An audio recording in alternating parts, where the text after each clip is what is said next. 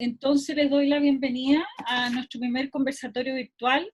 La verdad es que estamos súper contentos de poder conectarnos hoy día. Tenemos 16 participantes en este minuto, seguramente se van a ir incorporando algunos más, se habían inscrito más de 20 personas, 29, si no me equivoco, Andrés, creo que eran Sí, 29 personas.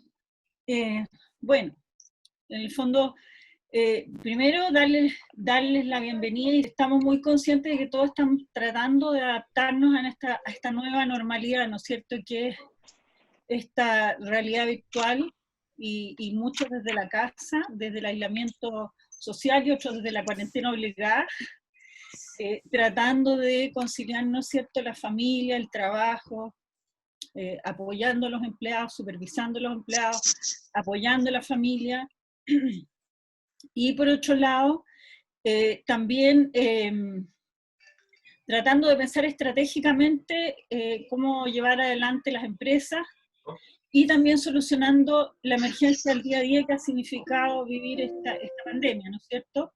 Y entonces, dado eso, les quería comentar que nosotros hemos cambiado todo nuestro plan de trabajo que teníamos para el año 2020, y eso ha significado que hemos tenido que readaptar los temas, y la idea es que los temas y las actividades que nosotros hagamos les hagan sentido a ustedes, ¿ya?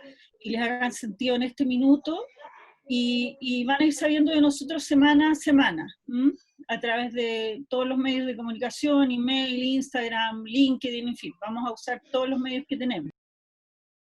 Bueno, muchas gracias por haberme invitado. Vamos a tratar de hacer algo ameno dentro de la seriedad del tema, y cualquier duda no duden en preguntarla, hacerla. Bueno, este es un tema complejo, siempre nos aparecen dudas a propósito de salud, ¿no? Hoy día que es tan álgido el tema con las empresas y con la salud, vamos a hablar un poquito de la salud financiera de la empresa, y aparecen preguntas como: ¿es mi empresa solvente? ¿Qué tal estoy de liquidez? ¿Estamos siendo eficientes? ¿Cuál es la rentabilidad de mi negocio? ¿Tendré dinero para pagar los sueldos o los proveedores? Todo esto son preguntas que tienen que ver con la solidez financiera o la salud financiera de la empresa. Cuando me plantean este desafío, cuando Pamela me planteó este desafío, yo dije, a ver, ¿cómo comparto lo que yo sé con ustedes? Y se me ocurrió, dije, bueno, voy a hablar de metodologías. Existen metodologías para diagnosticar y controlar la salud financiera de la empresa, y a partir de estas metodologías nosotros podemos conocer, sacar ciertos indicadores, como si le hiciéramos un análisis de sangre a la empresa, y poder, a partir de los indicadores que nos están dando, poder interpretar lo que está sucediendo desde el punto de vista financiero con la empresa. Existen metodologías, una que se llama análisis de interpretación de los estados financieros, que la vamos a ver en un ratito más, que lo que hace es ver los datos históricos financieros de la empresa, y les hace unos test que están definidos de determinadas maneras y que tienen una cierta interpretación que yo voy a compartir con ustedes hoy. Existen, por otro lado, otra metodología que ya es una proyección de futuro. La anterior, si bien es histórica, nos permite proyectar al futuro también, pero esta otra son presupuestos operativos que seguramente ustedes todos lo han usado, y lo que llamamos la planificación de caja, que es tan importante dentro de lo que es la proyección de futuro de las finanzas. Vamos a empezar hablando con temas muy básicos. Es posible que para muchos de ustedes sean muy básicos, para otros no tanto, pero lo que quiero es que nos pongamos de acuerdo en cierta nomenclatura y en ciertos conceptos que vamos a usar después. Patrimonio empresarial lo vamos a entender como el conjunto de bienes y derechos y obligaciones de una empresa en un momento dado. Estos bienes y derechos se manifiestan, o acordamos que los vamos a llamar activos, bienes y derechos, que es lo que tengo, y pueden ser activos físicos como propiedades, inventarios, equipos, o activos intangibles como marcas, software, o activos financieros también, inversiones, acciones, fondos de inversión, cheques por cobrar, y también derechos, que son los las cobranzas, o sea, los clientes por cobrar es un derecho que tengo sobre el cliente, o los empleados que me deben dinero también es un derecho, también es un activo. Y finalmente contempla, forma parte del patrimonio, lo que llamamos el pasivo, que son las deudas o las obligaciones que tiene la empresa con terceros, que son a través de los créditos bancarios, las deudas por pagar a los proveedores, a los empleados a través de los sueldos, o las deudas con el Servicio de Impuesto Interno u otros organismos estatales. Entonces vamos a entender el patrimonio de una empresa como lo que tengo menos lo que debo. Dicho esto, aparece la hipótesis fundamental de la contabilidad financiera, que es activo es igual pasivo más patrimonio. ¿Qué significa eso? Nos muestra que toda la fuente de donde saca el dinero la empresa es desde el pasivo exigible, que es el pasivo con terceros, más el patrimonio, que es el pasivo que tiene la empresa con los accionistas o los dueños. Todo eso se aplica, se gasta, se consume, se invierte en lo que llamamos el activo. O sea, toda la fuente de dinero que proviene del pasivo se usa en el activo. De esa manera, todo lo que le pasa financieramente a la empresa la vamos a encontrar en esta simple ecuación de 3 variables. Vamos a ponernos de acuerdo también a qué llamamos el estado de resultados, y en ese estado de resultados tiene una estructura, y eso es lo importante de esta página, el poder compartir con ustedes que el resultado bruto de explotación le vamos a llamar, resultado bruto o de explotación, vamos a llamar aquel resultado que se conforma usando los ingresos menos el costo de venta. Entonces, el resultado bruto vamos a llamar al resultado o a la diferencia que hay entre ingreso menos costo de venta. Ingresos por venta menos costo de venta le vamos a llamar resultado bruto. Si al resultado bruto le descontamos los gastos operativos, vamos a tener el resultado de la operación. Estas son nomenclaturas, ¿ok?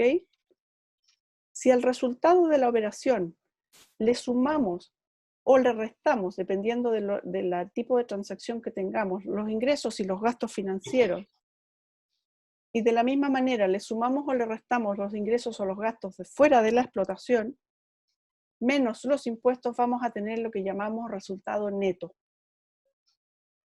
Y esto es un estado de resultados. O sea, la última línea nos muestra cuánto nos quedó de todas las ventas una vez aplicados los costos y los gastos. Finalmente, este resultado neto se va a transformar en lo que son los dividendos que vamos a repartir y la utilidad que vamos a retener.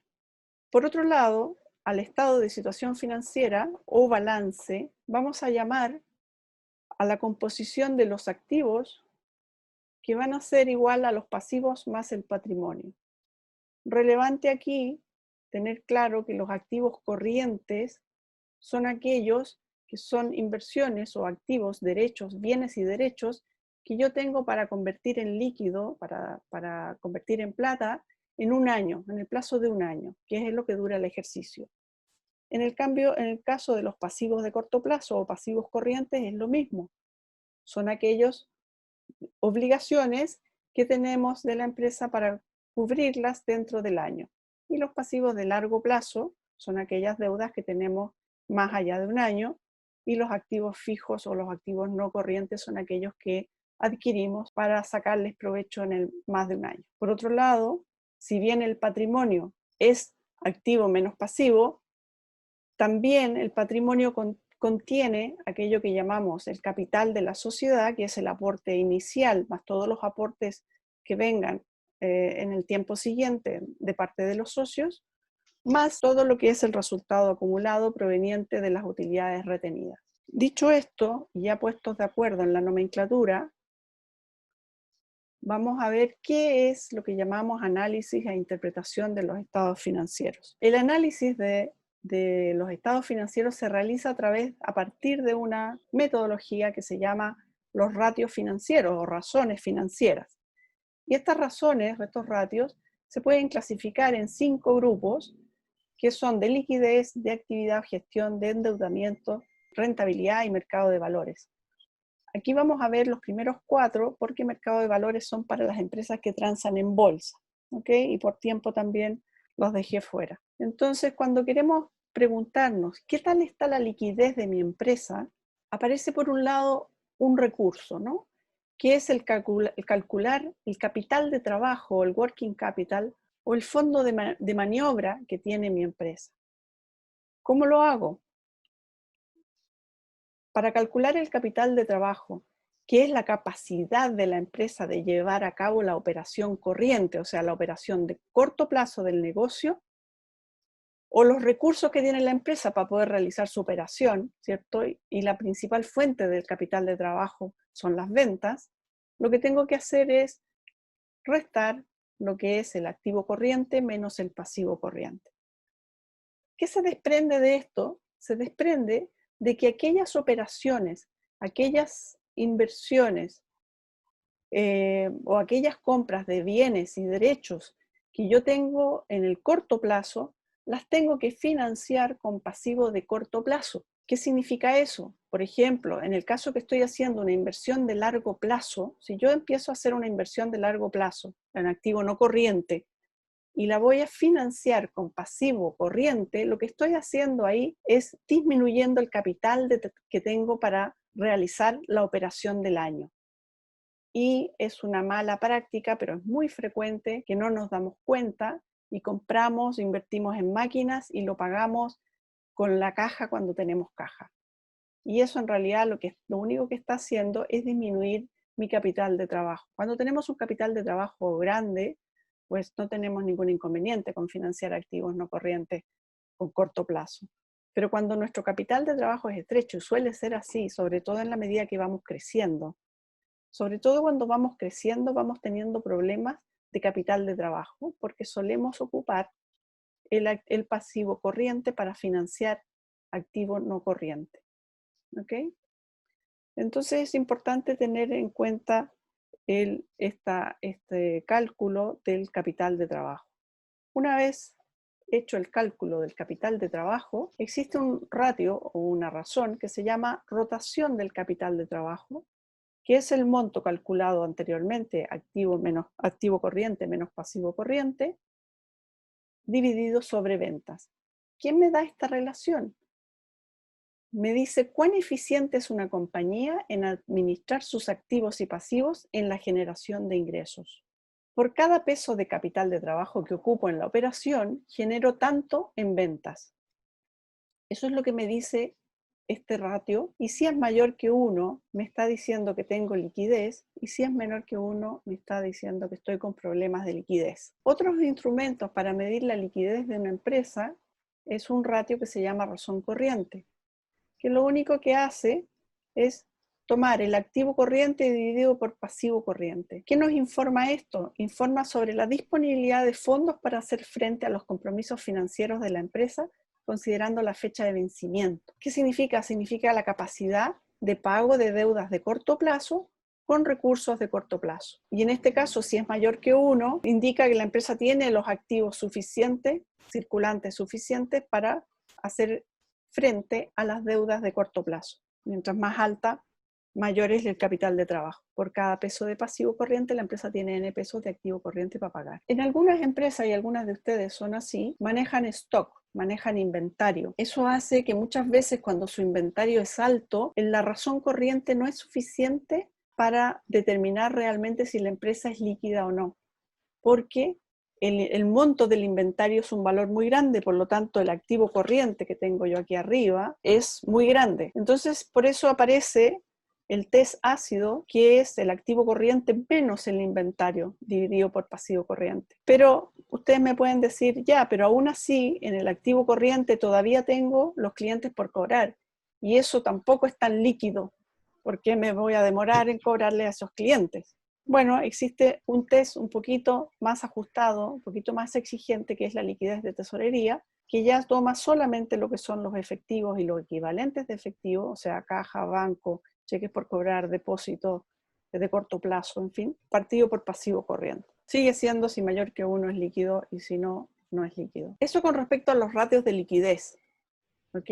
Después viene la otra pregunta, es si estamos siendo eficientes.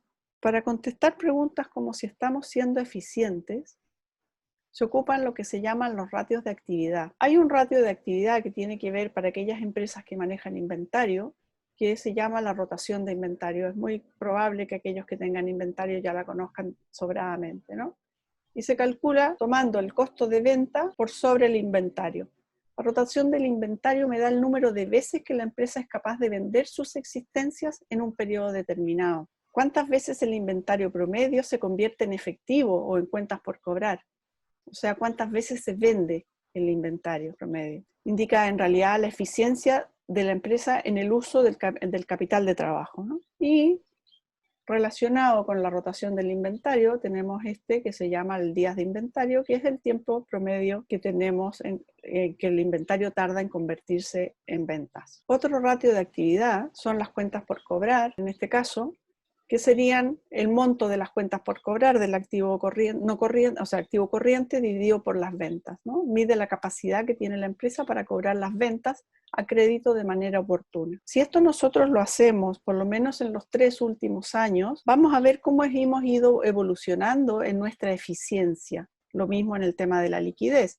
El ideal es tomar unos 3 años, los últimos 3 años, y ver qué nos está pasando con respecto a la gestión de cobranza. Otro ratio importante es ver qué nos está pasando en cuanto a la gestión de pago a proveedores. ¿Cuánto estamos tardando en pagar al proveedor, ¿no? Y aquí entonces, ¿cuántos días la capacidad de la empresa para pagar a sus proveedores las compras realizadas a crédito? ¿Cuántos días me demoro? Otros ratios de actividad tienen que ver con la rotación de los activos fijos. Esto es qué rentabilidad le sacamos a los activos fijos. Mide el grado, más que la rentabilidad, el grado de efectividad con el que la empresa utiliza los activos para generar ventas. Y aquí tenemos la rotación de los activos totales. Primero era la rotación de los activos fijos, o sea, de las inversiones. ¿Cuánto nos demoramos? ¿Cuántos pesos genero de venta por cada peso que invierto en ese activo fijo, ¿no? Y de los activos totales es lo mismo. Aquí lo importante en todos estos ratios, más que la fórmula, es poder entender el concepto que hay detrás. ¿Qué es lo que me está diciendo este indicador? Las cuentas por cobrar son con IVA, por lo tanto las ventas también deben ser con IVA. A ver, en la contabilidad el IVA se separa, aquí estamos hablando en términos netos de IVA. La contabilidad se contabiliza separado lo que es el IVA, porque el IVA no es tuyo, el IVA es del impuesto interno. Tú lo único que haces es ser un retenedor, un cobrador del IVA. ¿Ok? Entonces, siempre son sin IVA, cuentas por cobrar sin IVA y las ventas sin IVA. Las cuentas por cobrar son sin IVA, siempre son sin IVA, son netas. Eso sí te lo puedo asegurar, el IVA se contabiliza en la cuenta de IVA por pagar. La pregunta es sí, pero contablemente las cuentas por cobrar no son netas. No, las cuentas por cobrar son netas. El IVA lo pones en la cuenta de IVA por pagar cuando la contabilizas. ¿Es mi empresa solvente? Otra pregunta, ¿no? Y aquí estamos hablando del endeudamiento. ¿Qué tan endeudada está mi empresa? En ese contexto, ¿es solvente o no es solvente? Normalmente los bancos van a mirar esto. La solvencia mide la relación de los fondos proporcionados por los acreedores sobre la inversión total de la empresa. O sea, la capacidad de la empresa para cubrir sus compromisos totales, y esto es una liquidez de largo plazo, ¿no? Pasivo total sobre activo total. ¿Qué tanto tiene para pagar sus deudas, lo que debe? Hay otro nivel de endeudamiento que se ve cuánto del patrimonio debe, ¿ok? Entonces mide la proporción de la deuda en relación al patrimonio, la deuda patrimonio. Indica la solidez patrimonial, si realmente estoy debiendo todo el patrimonio o no. Si es menor que 1, va a haber capacidad de endeudamiento. Si es 1, es bueno, hasta ahí puedo llegar. Y si es mayor que 1, quiere decir que ya voy a tener problemas de endeudamiento con el crédito bancario. O sea, ya el banco me va a poner problemas si me aparecen estos mayores que 1. Finalmente tenemos la cobertura, que es el beneficio antes de intereses e impuestos sobre los intereses, que mide la capacidad de la empresa para pagar los intereses de la deuda de corto o de largo plazo. Esto es el coverage típico que les piden los bancos, dependiendo del tamaño que ustedes y la relación que tengan con los bancos, el coverage que les piden, pero se calcula con el beneficio antes de intereses e impuestos sobre los intereses del mismo periodo, ¿ok? Anual, si estamos hablando de anual. Otro ratio de endeudamiento es el costo de la deuda, que mide la proporción de los intereses sobre la deuda total, incluyendo los mismos intereses. Del total de la deuda, la empresa paga N pesos de intereses. Y finalmente, la calidad de la deuda, que mide la proporción de la deuda de corto plazo sobre la deuda total, de corto y de largo plazo. La consulta, Sí. Verónica, que quería hacerte en relación a los inventarios. Sí. Es decir, nosotros tenemos una empresa en la cual tenemos que manejar inventarios porque vendemos productos de temporada de una sola vez al año. Nosotros tenemos una empresa de un inventario de la época escolar solamente. De acuerdo. Entonces tenemos que manejar nosotros un inventario y la rotación es compleja porque la venta se produce solamente en los meses cuando se inicia el año escolar. Claro, claro. Mira, yo en ese caso lo que recomendaría en estos ratios para que el inventario no tenga tanta incidencia es descontar el inventario. Por ejemplo, cuando vimos en el caso de la liquidez.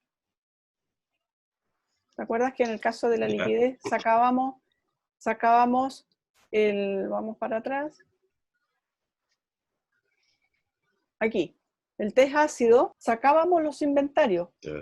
Corriente inventario, vacío. Claro. ¿Por qué? Porque efectivamente el inventario tiene un efecto muy importante. Entonces Lo importante aquí es que si tú haces el análisis financiero de un periodo de 3 años, ocupes la misma fórmula para poder comparar peras con peras. Ya. Entonces, dependiendo, en el caso de la liquidez, en los inventarios te conviene sacarlos. Ya, correcto. Aquí tienes la rotación, o sea, a ti te sirve mucho estos ratios, seguramente la rotación de inventario tú lo usas constantemente, ¿no? Esto es algo que debes ya tener como manejado. Ratios de actividad, aquí no tenemos inventario. Aquí en rotación de los activos totales, ¿ya? Aquí claro, aquí yo pensaría que a ti te sirve más bien en rotación de inventario, más que este ratio.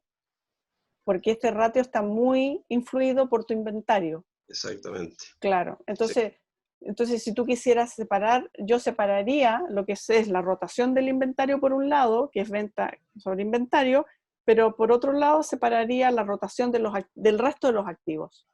Gracias. Verónica. ¿Sí?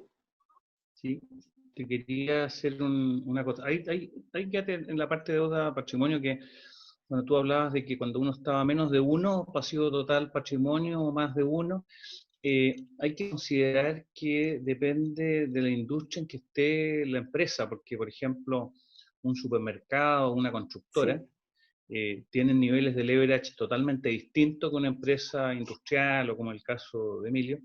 Entonces hay que ver muy bien primero la industria y más bien compararse realmente con la industria, porque pueden haber leverage de, no sé, de 0,8 o 0,2, digamos, dependiendo del tipo de empresa. Sí, efectivamente, tienes toda la razón y se me pasó decir esa parte. Esto es muy propio de cada industria, incluso parte de análisis financiero también contempla el que yo me compare con la industria, o sea, tengo mis propios ratios y me busco los ratios de la industria, ya sea de alguien conocido o incluso a veces buscando por internet uno se puede encontrar los ratios de la industria, efectivamente. Sí, así es. Si hablamos de rentabilidad, ya les va a ser mucho más conocido, y aquí era la importancia de revisar el estado de resultados cuando hablábamos de resultado bruto o de utilidad bruta, ¿no? Le vamos a llamar margen bruto a la utilidad bruta sobre ventas expresado en porcentaje, ¿no? Que mide la rentabilidad del negocio propiamente tal por cada peso de ventas. Después tenemos el margen operacional, que es el beneficio antes de impuestos e intereses, es la utilidad de operación, que es un poco más de lo mismo, pero de líneas más abajo, ya incorporando los gastos de administración. Y el EBITDA, que seguramente han escuchado hablar del EBITDA también, que es la capacidad que tiene la empresa para generar beneficios, considerando solamente la capacidad productiva y dejando fuera los efectos de endeudamiento y los ajustes. El EBITDA tiene una trampa, y es que se aproxima al concepto de flujo de caja operativo, pero no considera los flujos de caja provenientes del estado de situación. O sea, no considera flujos de caja que provienen, por ejemplo, de las deudas por cobrar, o flujos de caja que se van, por ejemplo, de pagar endeudamiento. Entonces, el EBITDA es interesante usarlo, pero no de manera única, porque se pierde uno lo que tiene que ver con los flujos provenientes o los flujos utilizados que están reflejados en el estado de situación. Esta utilidad que genera el EBITDA, que nosotros calculamos, estará disponible para cubrir los intereses financieros, los impuestos, las inversiones, los pagos de deuda y los dividendos, o sea, todo aquello que se realiza después del cálculo de la generación de ingresos o de dinero a partir solamente de la capacidad productiva. Lo interesante es también calcular el margen EBITDA, que nos va a poder dar un ratio para compararlo con la industria, ¿no? Y que nos va a decir más o menos cómo estamos nosotros y qué podemos, por dónde tenemos que ir atacando para ir mejorando nuestra vida. Otras rentabilidades, la rentabilidad de los activos. Esto es importante, yo lo encuentro interesante, el saber el rendimiento global sobre la inversión de los activos totales realizada por la empresa. En el caso de las empresas con mucho inventario, bueno, si lo que quieren es sacar la rentabilidad de otros que no sean el inventario, se los descontamos. Beneficio antes de intereses e impuestos sería el BAI. Y otra rentabilidad es la rentabilidad patrimonial, que esta ya se calcula sobre la utilidad neta. Mide la rentabilidad obtenida de la inversión realizada por los accionistas. Y los accionistas ya llegan a la última línea. Y la rentabilidad del capital, que sería la que tenemos ahí, el BAIT partido por el capital. Mide la rentabilidad obtenida sobre la inversión realizada por el accionista solamente a nivel de capital, no incorpora las retenciones de utilidades, por ejemplo. Eso con respecto a los ratios.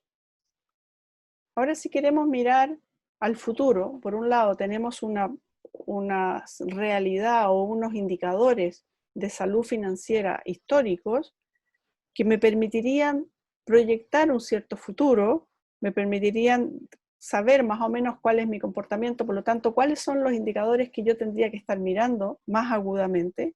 Y tenemos, por otro lado, las herramientas de presupuestarias, que son aquellas herramientas de futuro.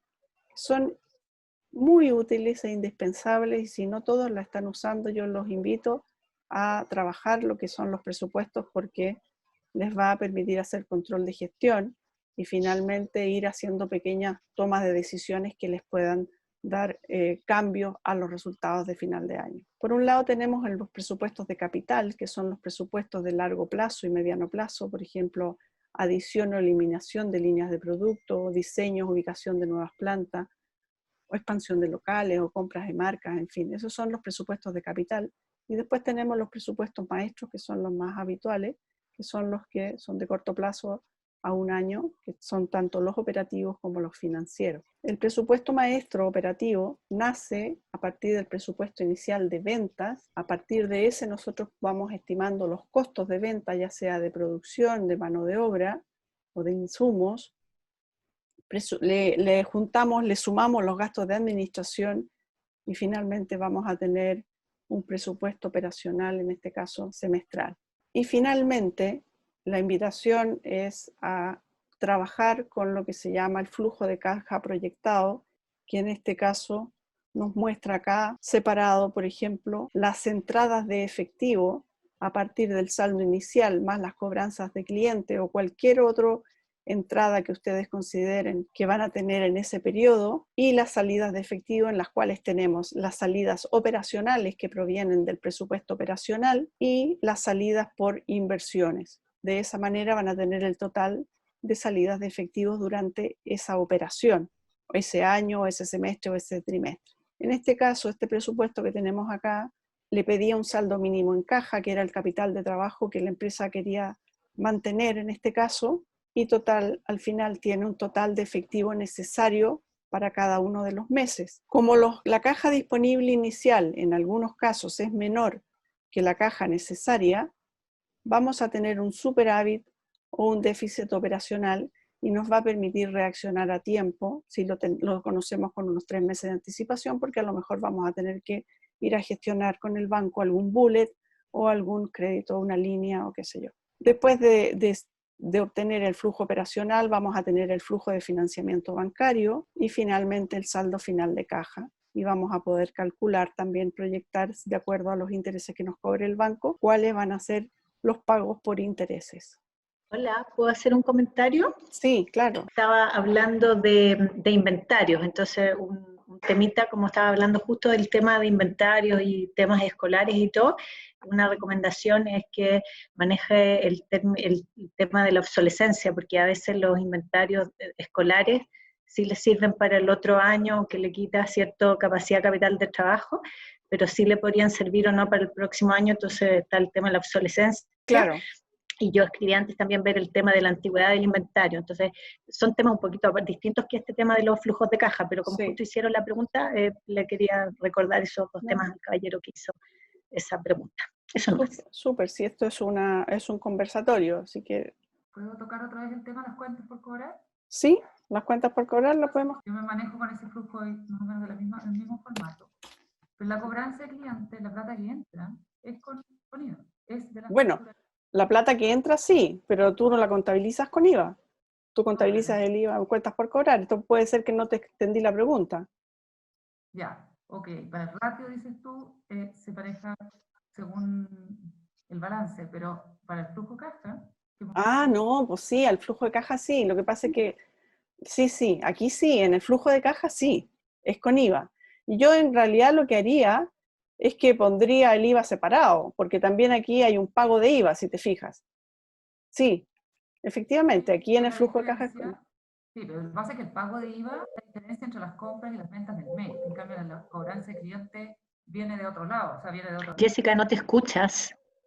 ¿Cómo? Está muy lejos, tienes que acercarte al micrófono. No, es que no tienen los mismos tiempos. El pago del IVA es la diferencia entre las compras y las ventas del mes. Sí. ¿Sí? En cambio, la cobranza del cliente, que es con IVA, viene de otro tiempo, puede ser de 90, 60 días anteriores. Sí. Pero nosotros no lo separamos. La cobranza es la plata que vamos a recibir en caja. Vale, está bien. Está bien, lo que pasa es que cuando tú me hiciste la pregunta no estábamos viendo el flujo de caja. Sí, lo que pasa es que sí lo entiendo, pero entonces, es que en la cabeza mis cuentas por cobrar son con IVA.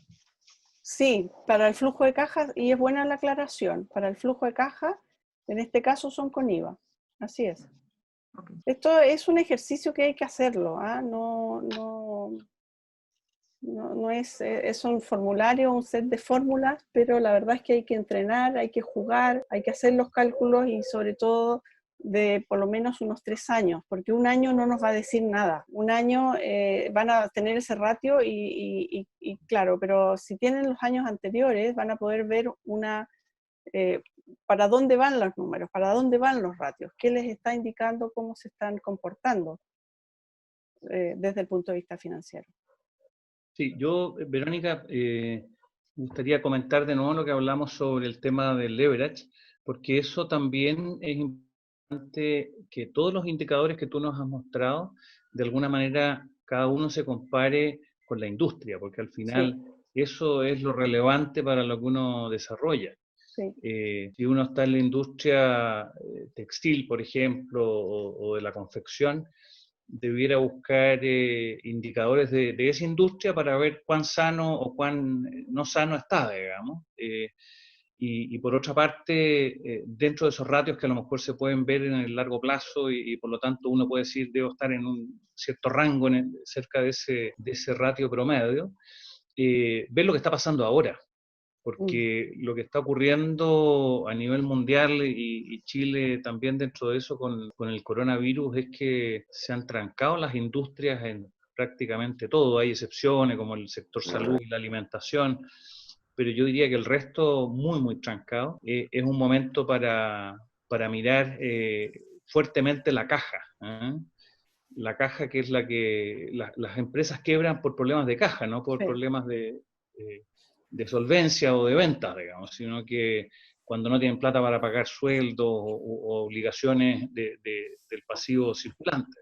Entonces, yo creo que esas dos cosas rescataría de lo que tú nos has mostrado, que la verdad que ha sido una presentación súper didáctica. Hay una pregunta de Diego que dice, ¿qué pasa con el capital de trabajo en esta tabla? ¿A qué te refieres, Diego, en la de flujo de caja proyectado?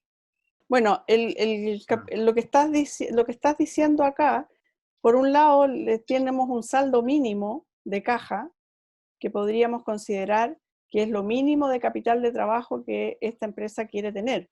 Porque no sé si entiendo bien la pregunta. ¿Qué es lo que estás pensando? ¿Me puedes explicar un poquito más tu pregunta? En caso de ser por banco, tengo que meter los intereses, pero si es propio, tengo que considerar otros factores. Bueno, yo entendería que si tú le estás pasando capital de trabajo o le estás prestando plata a la caja, vas a ingresar plata tuya cuando hablas de propio. Si le vas a prestar, deberías considerar el pagar intereses a ese préstamo. ¿A eso te refieres cuando es propio? Dice, en caso de ser por banco, tengo que meter los intereses, ¿cierto? Pero si es propio, tengo que considerar otros factores. Yo pensaría también es que si tú se lo vas a prestar a la empresa, deberías cobrarle intereses como le cobra el banco, a lo mejor un poco más blandos nomás. Ahí tienes un problema con impuestos internos. Tendrías que hacer Porque impuesto interno te va a calificar el préstamo y te va a pedir que sea tasa de mercado.